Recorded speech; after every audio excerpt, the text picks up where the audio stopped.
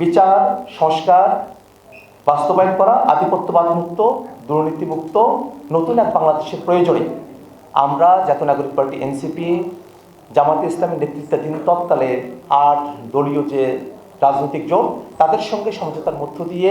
একত্রে সামনে যে নির্বাচনী বৈতরণী আছে সেটা আমরা পার হতে চাই। যুক্তরাষ্ট্রের প্রতিনিধি দলের সঙ্গে জাতীয় নাগরিক পার্টি এনসিপির যে প্রতিনিধি দল সাক্ষাৎ করেছিলেন, তারা আমাদের দলের তরফ থেকে এই যে প্রেক্ষাপট সেটা যুক্তরাষ্ট্রের প্রতিনিধিদের কাছে উপস্থাপন করেছেন এবং এনসিপি, জামাতে ইসলামী যে একত্রে একটা জোটের মধ্য দিয়ে 11 দল নির্বাচনী বৈতরণী পার হতে চায়, যে প্রেক্ষাপটের মধ্য দিয়ে এটা গঠিত হয়েছে, তার সমস্ত কিছু যুক্তরাষ্ট্রের প্রতিনিধিদের কাছে ব্যাখ্যা করা হলে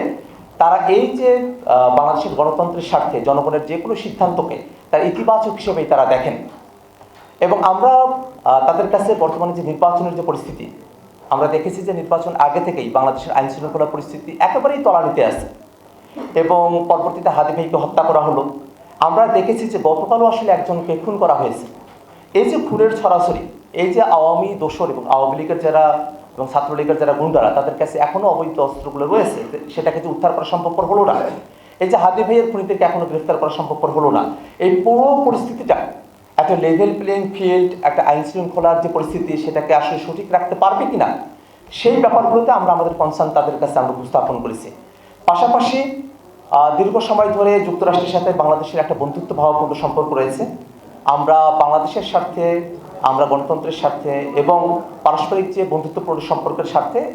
জাতীয় নাগরিক পার্টি এনসিপি এবং বাংলাদেশের সাথে যুক্তরাষ্ট্রের যে ধারাবাহিক সম্পর্ক সেটাকে বহাল রাখা এবং সেটাকে আরও একটা গাঢ়তর জায়গায় নিয়ে গিয়ে বাংলাদেশের সাথে যুক্তরাষ্ট্রের দ্বিপাক্ষিক যে বিষয়গুলো আছে সেইগুলোতে বাংলাদেশের স্বার্থকে রক্ষা করে আমরা যেন আমাদের বিদেশ নীতিকে আমরা সাজাতে পারি সেই বিষয়গুলো নিয়ে আমরা তাদের সঙ্গে খোলামেলাভাবে আমরা কথাবার্তা বলেছি।